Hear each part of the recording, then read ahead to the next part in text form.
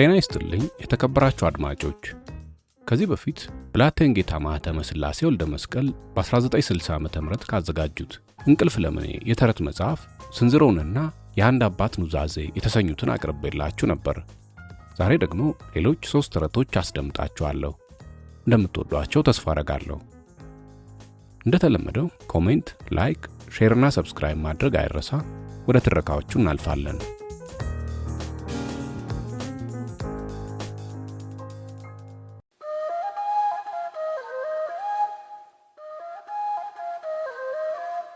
ሁለት አታላዮች።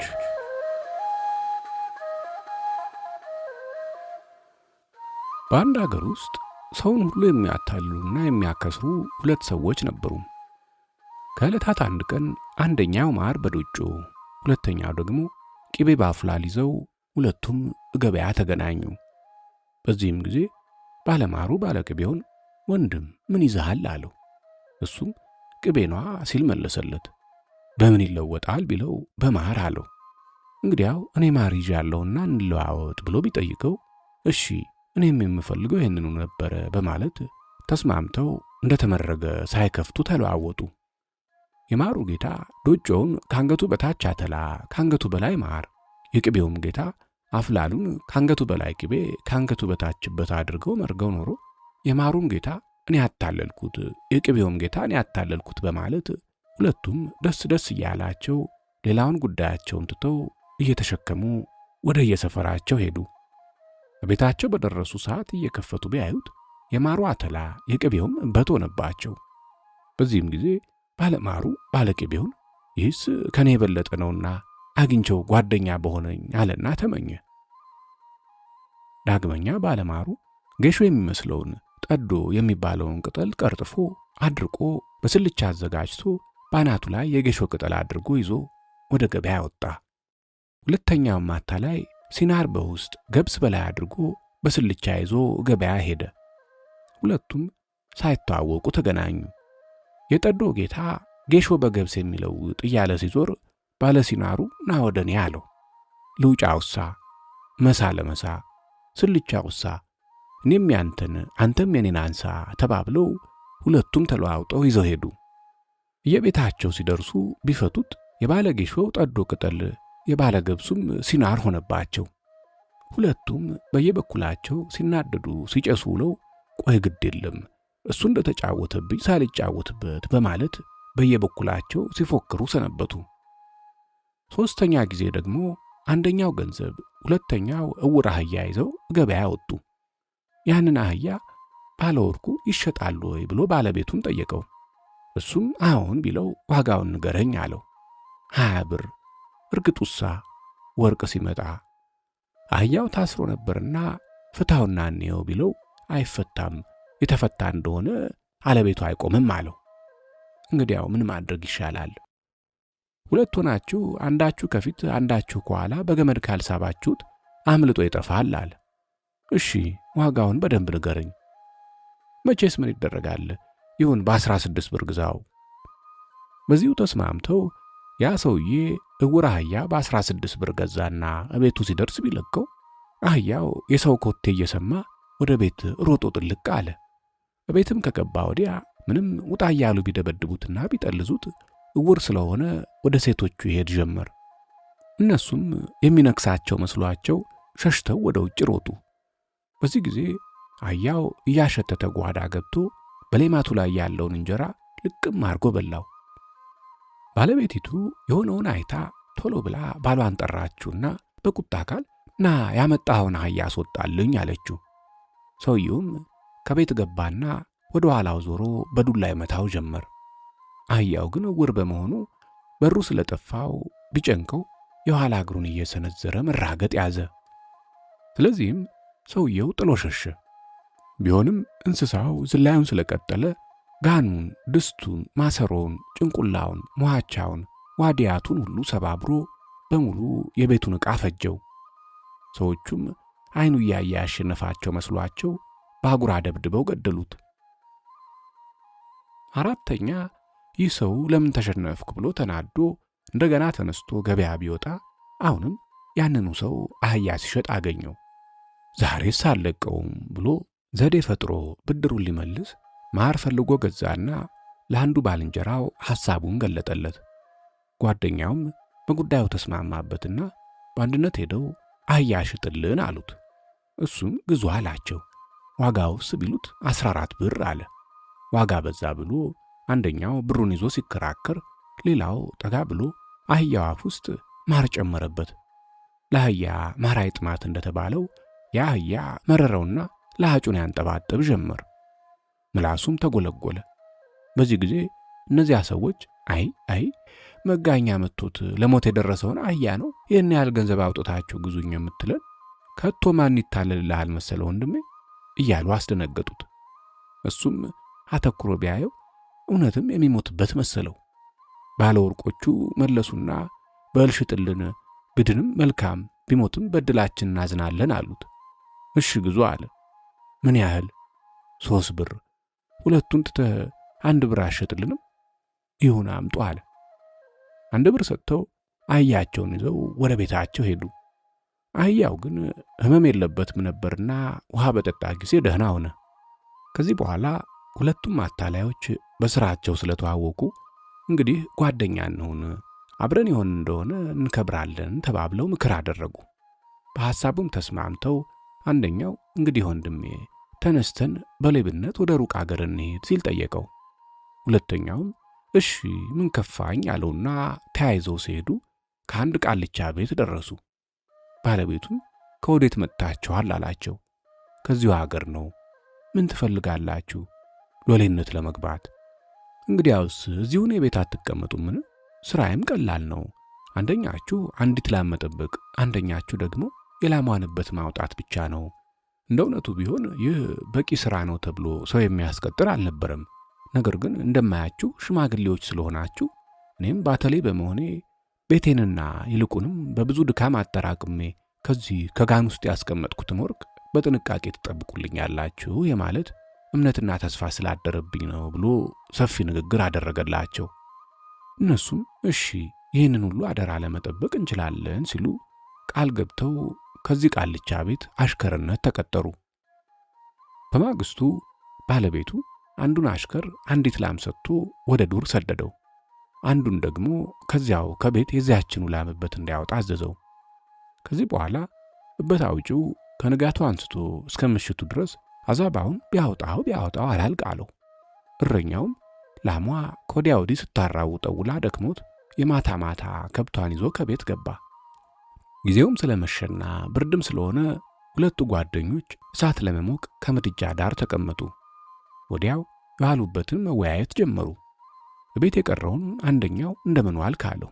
አይ እኔስ አንድ ጊዜ በቱን ቁጭ ብዬ አውጥቼ ነው ያልኩ፣ አንተ እንደምን ዋልክ ብሎ መልሶ ጠየቀው። ባለ ላሙ እኔም አንድ ጊዜ ከደህና ሳር ለቅቄ ቁጭ ብዬ ነው ያልኩት አለ። እንግዲያውስ ነገ እንዘዋወር ተባብለው ስራቸውን ተለዋወጡ። በዚህ ስምምነት በጠራጊ የነበረው ላሟን ይዞ ዱር ሄደ። ይሁን እንጂ ወዲያና ወዲህ እየበረረች ቢላት ቢያደርጋት አቅታውና አሸንፋ ዋለች። እረኛም የነበረው ከጧት እስከ ማታ ቢያወጣ እበቱ ተመልሶ ከዚያው ስለሚገኝ በከንቱ ሲደክሙ አለ። የማታ ማታ ሁለቱም ሲቃትቱና ሲለፉ ያሉበትን ምስጢራቸውን ስለተገላለጡ እንግዲህ እስከ መቼ ድረስ እንደዚህ ስንደክም እንኖራለን? በጋን ያለውን ወርቅ ይዘን ንጥፋ እንጂ ተባባሉና በሐሳቡም ስለተስማሙ በማግስቱ በሌሊት ተነስተው ወርቅ ወዳለበት ጋን ሄዱ። አንደኛው ጓደኛዬ ሳይቀድመኝ በማለት ፈጥኖ እጁን ከተተው። ነገር ግን በጋኑ ውስጥ ቃልቻው የተራበ ዘንዶ አስቀምጦ ኖሮ እጁን ቅርጥፍ አደረገው። ጨለማ ነበርና ዝም ብሎ እሰይ አለ። ምን ነው ቢለው የዘላለሜን አገኘሁ አለና መለሰለት። ሁለተኛው ደግሞ የተበለጥኩ መስሎት በችኮላ እጁን ዘው ሲያደርግ ያ ዘንዶ አሁንም የዚህን እጅ ጉምድ አደረገው። በዚህ ጊዜ ጉድ አለ። ጓደኛውም ይኸው የኔንም ጉምድ ብሎ ዱሹን አሳየው ይባላል። ስለዚህ በሰፈሩት ቁና መሰፈር ስለማይቀር መጠንቀቅ አለብን። ደግሞ እጅግም ብልጠት ያደርሳል ከሞት ነውና ዘውትር በምንሰራው ሁሉ ማስተዋልና መታረም ይገባናል።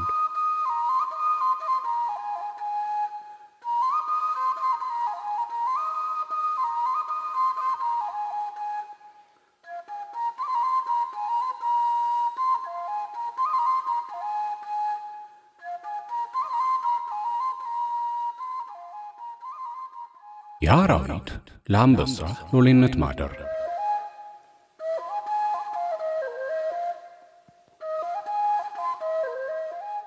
ነብር፣ ጅብ፣ ቀበሮ፣ መጥማጥ፣ ድመት፣ ዝንጀሮ፣ አይጥና ጦጣ እነዚህ 8ቱ ለጌታው አንበሳ ሎሌነት አደሩ። እያንዳንዳቸውም የተለየ ሥራ ነበራቸው። ነብር የፍየል፣ ጅብ የአህያ፣ ቀበሮ የበግ፣ መጥማጥ የዶሮ፣ አይጥ የጎተራ፣ ድመት የወተት፣ ዝንጀሮ የውድማና የክምር ጠባቂ፣ ጦጣ ደግሞ የእልፍኝ አሽከርና ሙሉ ቤት አዛዥ በመሆን ሁሉም በየተግባራቸው ማገልገል ጀመሩ። እሜቴ ጦጢት ራትና ምሳ አቅራቢና አሰላፊ ስለሆነች ጌታዋ ከዋለበት ሲገባ ማታ ማታ ወሬ ጠይቃት ነበር። እሷም ተንኮለኛ በመሆኗ ለሁሉም ቅን ነገር አታስብላቸውም ነበር። ከዕለታት አንድ ቀን ድመቱ እንቅልፍ ሲወስደው አይታ የሚጠብቀውን ወተት ከጠጣች በኋላ የተረፈውን አፍስሳ የድመቱን አፍ በወተት ለቅልቃ ሄደች። ጥቂት ቆይታም አውሬዎቹን ሁሉ ጠርታ አቶ ድመቱ ዛሬ ያደረገውን ጉድ ኑዩ አለቻቸው። እነሱም እየሮጡ ቢሄዱ አቶ ድመቱ ከእንቅልፉ ነቅቶ ምን ነካኝ እያለ አፉን በምላሱ ሲያቀላጥፍ አገኙት። ምን ነው በላንተ እንደዚህ ያለ ድፍረትና የማናለብኝ ሥራ መስራትህ ቢሉት፣ ምን ነው ምን አጠፋው እንዲህ ያለ ኃይለ ቃል የምትናገሩት አላቸው። ጌታችን ወተቱን ጠብቅ ቢልህ አንተው ትጠጣው አሉት። ኧረ እኔ ከእንቅልፌ ብነሳ አፌ ላይ ወተት አለኝ እንጂ አልጠጣሁም፣ እስቲ ጮጮ ይታይ ብሎ አውርዶ ቢያይ ምንም አጣበት። በዚህ ጊዜ ክች ብሎ ደነገጠና እንግዲህ ምን ይሻለኛል ባካችሁ አላቸው። ተነስተ ጥፋ እንጂ ደግሞ ምን ሙያ ሰራሁ ብለህ ትጠብቃለህ ሲሉ መለሱለት። ወዲያው ተደናግጦ ከጫካ ገብቶ ተሸሸገ። ጌታ አንበሳ ማታ ከዱር ሲገባ ዛሬ ቤቴና ሎሌዎቼ ሁሉ ደህና ውለዋልን ጦጢት አላት። አይ ጌታዬ፣ እኔ ዘወትር ለመናገር እየፈራሁት ነው እንጂ ምን ደህና ነገር አለ? ቤቱ እንደሆነ ዘላለም እንደጠፋና እንደተበላሸ ነው ስትል በብስጭት ነገረችው። እሱም እስቲ የሆነውን ንገሪኝ አላት። ጌታዬ፣ አቶ ድመቶማ ያደረገውን ሁሉ ብነግሮት ተናደው ተቆጥተው አያባሩም። ምን አድርጎ ይሆን ባክሽ? ግድ የለም ንገሪኝ አላት። የጌታዬን ወተት ጠብቅ ቢባል እየሰረቀ መጠጣት ለምዶ ኖሮ ዛሬ የእርሶው ዕቃቢ አጋልጦት ራሱን ከጮጮው ውስጥ አግብቶ ብደርስበት ሸሽቶ ከደን ገባ አለችው። በማግስቱ አቶ ዝንጀሮን ናምሳያን ብላ ስትል ከአውድማ ጠራችው።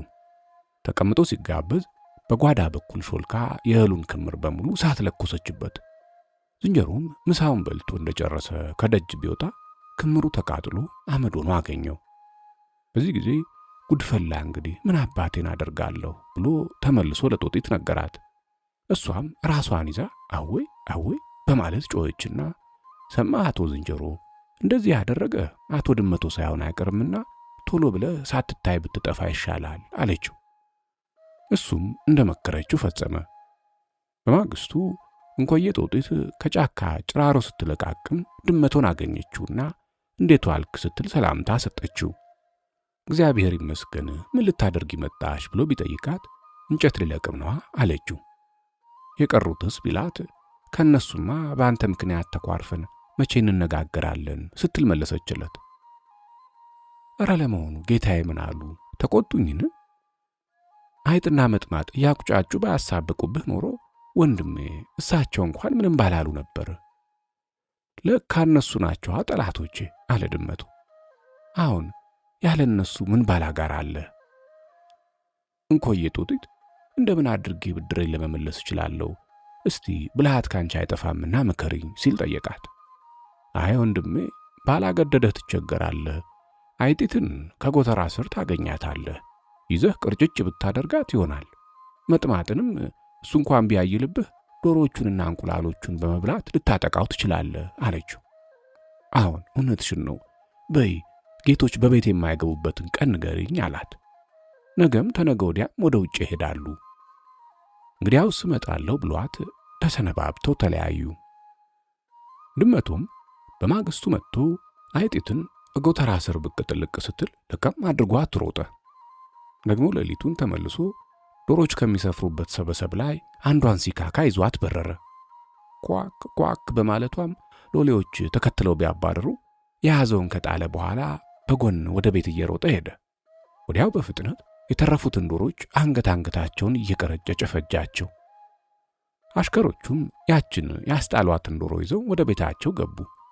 ድመቶ ግን እንደገና ሁሉንም እንቅልፍ ሲወስዳቸው ተመልሶ ሌሊቱን የገደላቸውን ዶሮች ሬሳ ሲያግዝ አደረ። እንኮዬ ጦጢትም በጠዋት ተነስታ እነዚያን ዶሮች ብታይ ከጫካ ከተመለሰችው በስተቀር ሌላ አንድም አጣች። ቶሎ ብላ የዚያችን የሞተች ዶሮ ሆድ ዕቃ ዘንጥላ ትንሽ ደም ስላገኘች እንቅልፍ እንደወሰደው የመጥማጡን ከንፈር ቀብጣ አንጀቱን ባፏ አስነክሳ ሬሳውን አጠገቧ አስቀምጣ ሮጣ ቤት ገባች። ወዲያው አንበሳው ተመኝታው ሲነሳ አይታ ጌታዬ፣ እስቲ እንሂድና ዶሮቹን እናያቸው። መቼም የሱ የመጥማጥ ዘሮች ናቸው ጠላቶቻችን። ቀን ቀን እያመጣ ቤቱን ባያሳያቸው መች ሌሊት መጥቶ ዶሮአችንን ያበክታት ነበር አለችው። ቀን ይመጣሉ እንዴ ሲል ጠየቀ አንበሳ። አሁን ጌታዬ። ታዲያ ምን ይጋብዛቸዋል? እኔ ምን አውቄ፣ ሁልጊዜ ተደስተው ተሽካክተው ተሳስቀው ነው የሚለያዩት ብላ በማቋጨት ነገረችው። አቶ አንበሳም በይ ለወደፊቱ እንዳይጠፉ እንቁጠራቸው አላትና ሄደው ቢያዩ ከቦታው አንድም ዶሮ አጡ። በአቅራቢያው የተገኘው የዚያችው ሌሊት ያስጣሏት ዶሮ ሬሳ ብቻ ሆነ። ያችኑን አቶ መጥማጥ ጉርስ አድርጓት ተኝቷል። እንደ እውነቱ ግን ሌሊቱን ሲባንን አድሮ ጠዋት እንቅልፍ ድብና አድርጎ ስለወሰደው ይህ ሁሉ ሲደረግ አይሰማም ነበር። በዚህ ጊዜ ጌታው አቶ አንበሳ እጅግ አድርጎ ተናዶ ልግደለው አላት። አይ አይሆንም፣ ደግሞ በነፍሰ ገዳይነት ትያዙ። እንግዲያው ልሰረው አለና መጥማጥን ወስዶ ከግንድ ጋር ከቀፈደደ በኋላ ውሻን ጠብቅ ብሎ አዞ እንኮዬ ጦጢትን አስከትሎ ሄደ። አቶ ውሻም እንቅልፍ ሳያምረው ጠንክሮ በጥብቅ ሲጠብቅ ሰንብቶ ሳለ አንድ ቀን ወደ ውጭ ለሽንቱ ወጣ ሲል አየችና ጦጢት ሆዬ መጥማጥን ፈታ፣ አምልጥ፣ ነፍስህን አድን አለችው። ዘበኛውም ከውጭ ሲመለስ መጥማጥን ሲሮጥ አየው። ወዲያው ተከታትሎ ሲያባርር በመጨረሻው መጥማጥ ከጅብ ጉድጓድ ጥልቅ አለበት። እሱም በጣም አዝኖ ተበሳጭቶ ነበርና አልለቀውም ብሎ ተከታትሎት ገባ።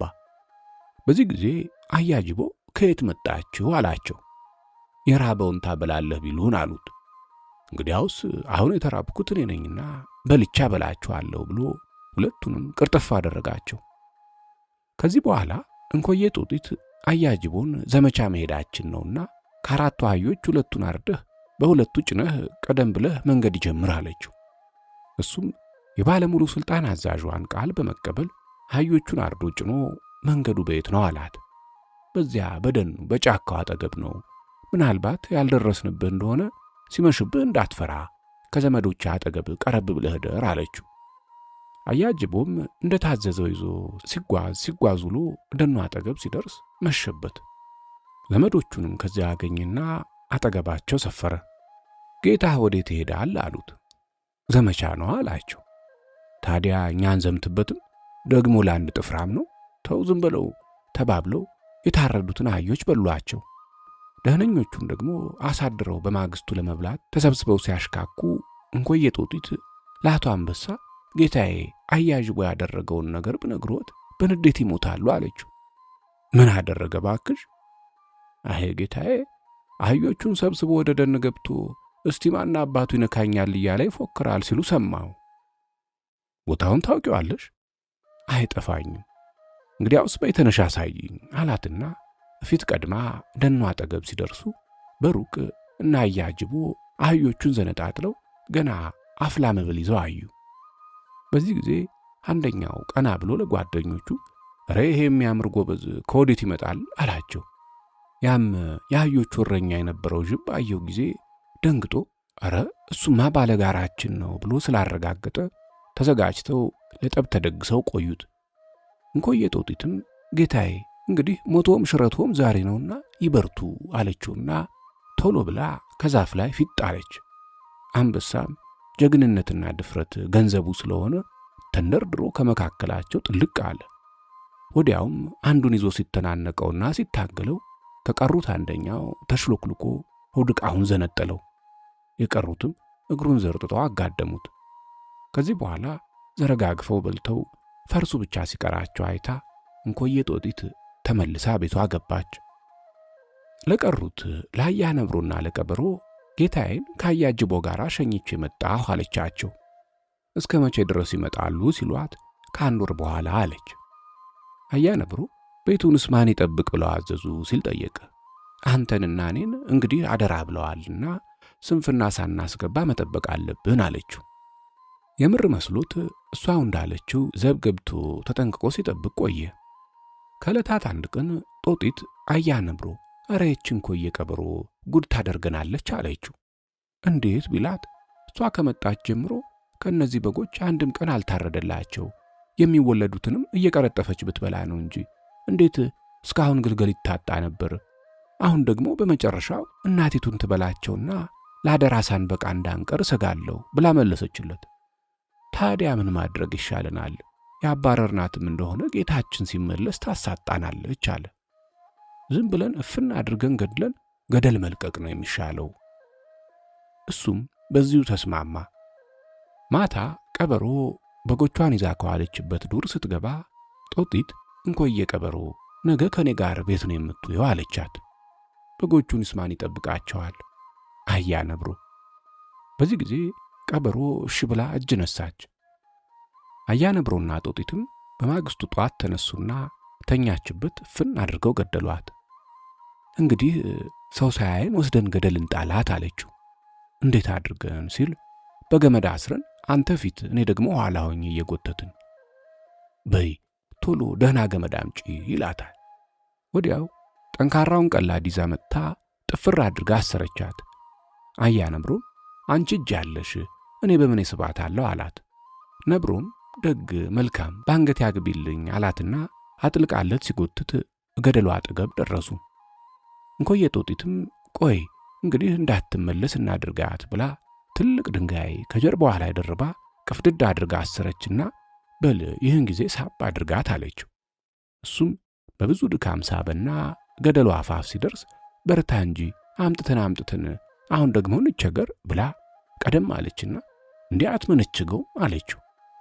እንዳለችው አደርጋለሁ ብሎ ምንችግ ሲያደርግ የድንጋዩና የቀበሮዋ ሬሳ ክብደት ጎትቶት ተያይዘው ገደልልም አሉና አለቁ። ከዚህ በኋላ የጌታዋን ንብረት በሙሉ ይዛ ቀረች ይባላል። ይህን ሁሉ ጎበዝ አንዲት ተንኮለኛ ጦጣ እንዲህ አድርጋ በብልሃት ፈጀቻቸው። ከነተረቱ ጦጣ ባለቤቱን ታስወጣ ይባላል።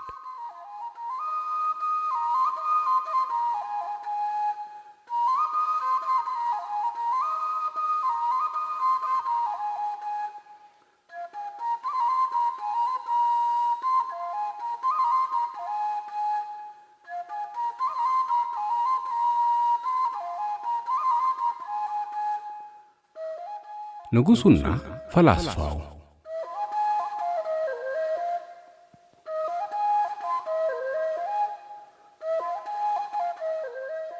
በድሮ ጊዜ በአንድ አገር አንድ ገናና ንጉሥ ነበረ ይባላል። ይህም ንጉሥ በየዓመቱ ዘንድሮ ዘመኑ ምንድን ነው? የበሽታ፣ የጦር፣ የረሃብ ወይስ የጥጋብ ነውን? እያለ የሚጠይቀው አንድ ፈላስፋ ወዳጅ ነበረው።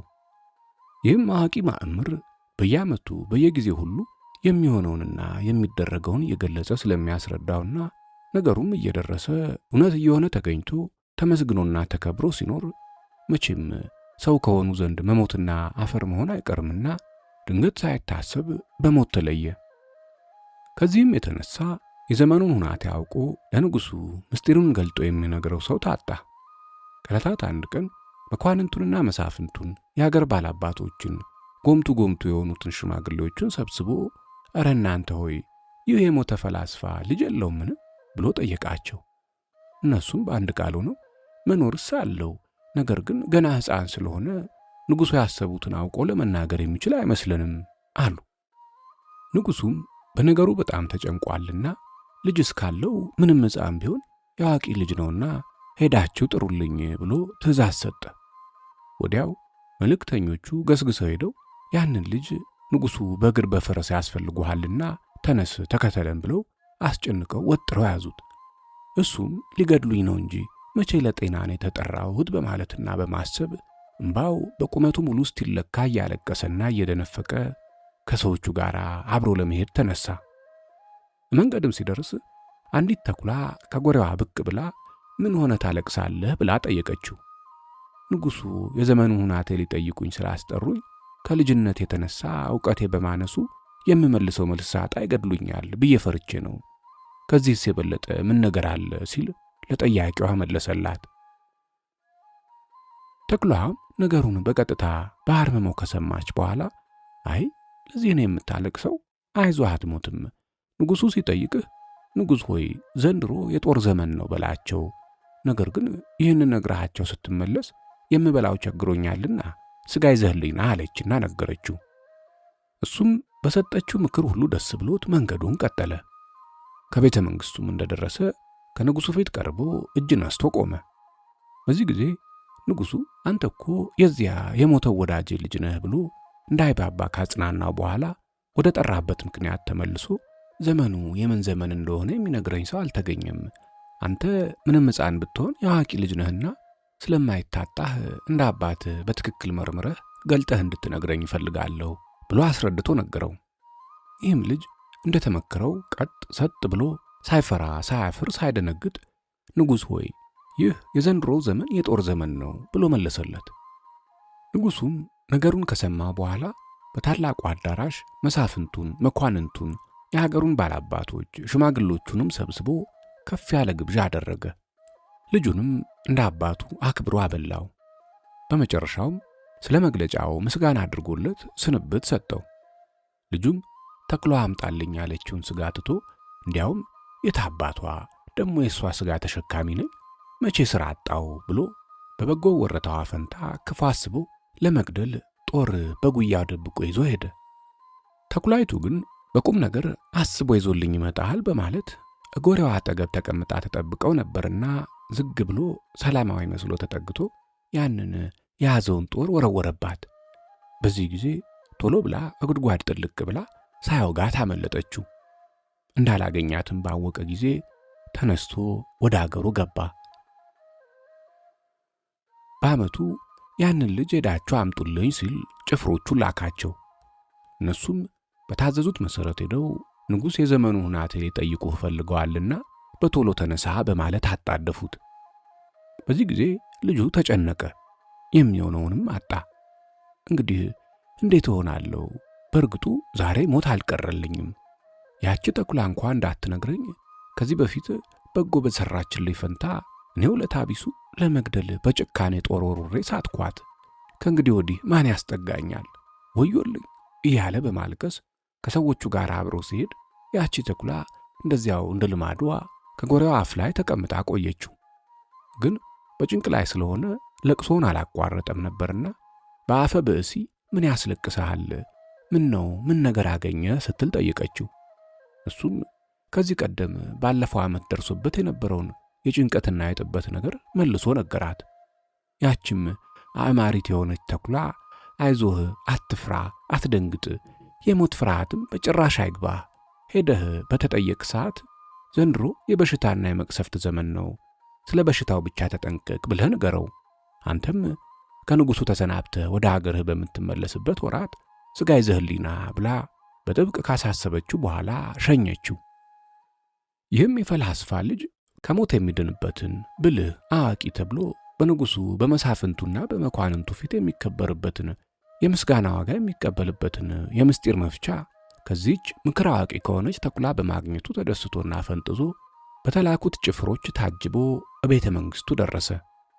መምጣቱም ለንጉሡ በተነገረውና በሰማ ጊዜ ከእልፍኙ አስጠርቶ ወዳጄ ይህ ዘመናችን የምን ዘመን ይመስልሃል በማለት ጠየቀው። የያዘ ፈርዛዛ ነው እንደሚባለው ሁሉ ልጁም በተጠየቀ ጊዜ ከንጉሡ ብሩህ ገጽ አንጻር አደግድጎ ቆሞ ዘንድሮ የያዝነው ዘመን የበሽታ ጊዜ ነውና መጠንቀቅ ያስፈልጋል፣ ያለ በሽታ ግን ምንም የሚጎዳን ነገር በዘመኑ የለበትም ብሎ በመኩራራት መለሰ። ንጉሡም በነገሩ ደንግጦ አዘነ፣ ተከዘ። በመጨረሻውም እንደዚያ ባለፈው ዓመት አድርጎት እንደነበረው ሁሉ መሳፍንቱ መኳንንቱ በተቀመጡበት ሰራዊቱ ግብር ሲያበላ ልጁንም በማዕረግ አስቀምጦ ጋበዘውና ወደ ሀገሩ እንዲገባ አሰናበተው። ልጁም ለተኩላዋ ሥጋ ይዤልሽ እመጣለሁ ያለውን ቃል አጥፎ የታባቷ ደግሞ ለእርሷ ሥጋ በእሳት ማቃጠል ነው እንጂ ብሎ እሳትና ጭድ ይዞ ሄደ። ተኩላውም የተጠየቀችውን ምግብ በእውነት ያመጣላት መስሏት በደንብ ተቀምጣ ተጠብቀው ነበርና እሳትና ጭዱን ይዞ ሲንቀረደድ አይታና ተመልክታ ዘላ ከጎሬዋ ጥልቅ አለች። በዚህ ጊዜ በጭስ ታፍና ትሙት በማለት የያዘውን ጭድ ጎሬዋ ውስጥ ጠቅጥቆ በእሳት አያይዞ ተነስቶ መንገዱን ቀጠለ። ነገር ግን ተኩላይቱ በሌላ በኩል መውጫ ቀዳዳ ስለነበራት ሾልካ ከመቃጠልና ከመሞት ዳነች። የበሽታው ዓመት አልፎ አዲሱ ዘመን ሲገባ እንደዚያው እንደ ልምዱ ንጉሡ ያንን ልጅ ሄዶ የሚጠራ ባለ ጭፍራ ሻምበል ሰደደ። መልእክተኛውም ከሚኖርበት አገር ደርሶ ንጉሡ በፍጥነት ድረስ ብለውሃልና ተነሳ፣ ታጠቅና እንሄድ አለው። በዚህ ጊዜ ልጁ ዛሬስ በርግጡ ሕይወት የሚያልፍበት ዘመን ደረሰ፣ እንግዲህ ከቶ መዳን የለኝም ብሎ ተስፋውን ፈጽሞ ቆረጠ። ያቺ ተኩላ እንኳ ከሞት እንዳታድነኝ ስለ በጎ ሥራ በፊት በጦር ሳትኳት፣ በሁለተኛው ጊዜ ደግሞ ጉድጓዷን ጭድ ጠቅጥቄ በጭስ አፍኜ ገደልኳት። ከእንግዲህ ወዲህ ሞት አልቀረልኝም እያለ ማልቀስ ያዘ። ትእዛዝ ነውና መሄድ ግድ ሆኖበት ፊቱን አትኩሮ አደምኖ እያነባ ሲጓዝ ሳለ አሁንም ያቺው ተኩላ ከመንገድ ዳር ተቀምጣ አገኛትና እንደ ቀድሞ ሁሉ ምን ሆንክ ብላ ብትጠይቀው ሳትቃጠል በመዳኗ በጣም ተገርሞ ስለ ራሱ ሁኔታ ያለበትን ስጋት ነገራት። ተኩላይቱም አይዞ አትሞትም፣ ዘንድሮ የጥጋብ ዘመን ነው ብለህ ንገረው ካለች በኋላ በመምጫ ሰዓት ሥጋ ይዘህልኝና ስትል አደራ ጭምር አሳሰበችው። በጎን ውለታ በክፋት የሚመልሰውም ወጣት ሄዶ የጥጋብ ዘመን ነው ሲል ያለ ድንጋጤና ማፈር ከንጉሡ ዙፋን ፊት ቀርቦ በገሃድ ተናገረ። ንጉሡም የጥጋብ ዘመን ነው ብሎ በማብሰሩ ይህንኑ ሕዝቡ በሙሉ እንዲሰማው መለከት አስነፋ፣ ነጋሪትም አስጎሸመ። ሰራዊቱ በተነገረው ትንቢት እንዲደሰት ካደረገም በኋላ ልጁን የሚያስፈልገውን ክብር ሰጥቶ ሸልሞ መሳፍንቱን፣ መኳንንቱን፣ የሀገር ሽማግሎቹን በሙሉ ሰብስቦ ደስታ የተመላበት ከፍ ያለ ግብር አደረገ። ወጣቱም ግብር ምላሽ ሲሆን ለተደረገለት ክብር መሬት ስሞ ተሰናብቶ ወደ ቤቱ ለመሄድ ተነሳ። በዚህ ጊዜ ያቺ ተኩላ ዘላለም ከጉድ ከመከራ ታወጣኛለች፣ እኔ ግን ዘወትር ክፋትና ተንኮል ከማሰብ በስተቀር የሠራሁላት በጎ ሥራ የለም፣ እስቲ አሁን እንኳ ያንን ያለችኝ ልውሰድላት ብሎ ሥጋውን ይዞ ሄደና ይኸው የጠየቅሽኝን ይዤልሽ መጥቻለሁ።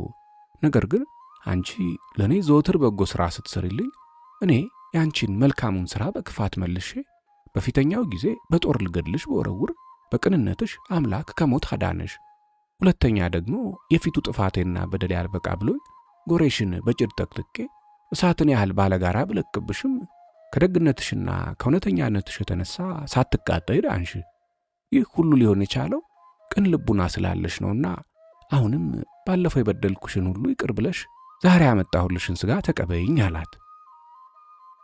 ከዚህ በኋላ ሰማ ወንድሜ፣ ነቃ ብለህ አዳምጠኝ ልንገርህ። በፊተኛው ጊዜ ጦር የወረወርክብኝ ዘመኑ የጦርነት ስለነበረ ነው። በሁለተኛው ጊዜ ደግሞ በጭድ አድርገህ እሳት የለቀቅክብኝ የበሽታ ዘመን በመሆኑ ነው። አሁን ግን በሦስተኛው ጊዜ ቃሌን ፈጽመህ ሥጋውን ይዘህልኝ መምጣትህ ዘመኑ ጥጋብ በመሆኑ ነው እንጂ እውነት አንተ ከቀድሞ ክፋትህ ተመልሰህና ለእኔ አዝነህ አይደለም። ከዚህ ቀደምም የበደለኝ ዘመን ነው እንጂ አንተ አይደለህም። አሁንም የሰጠኝ ዘመኑ እንጂ አንተ አይደለህም። የሚሰጥም የሚነሳም ዘመን ነው።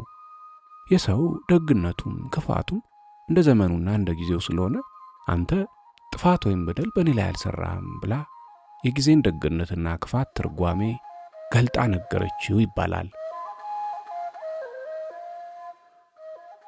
ከእናት ቀን ይሻላል የተባለው የአባቶች ተረት ፍሬ ያለው በጠነከረ መሠረት ላይ የተቋቋመ መሆኑን አስተውሉ።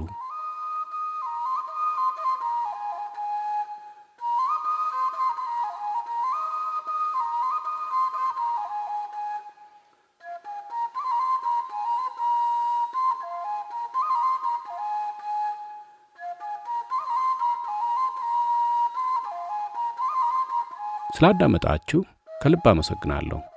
አዘጋጅቼ ያቀረብኩላችሁ አድማስ ነበርኩ። በቀጣይ ትረካ እስከምንገናኝ መልካም ጊዜ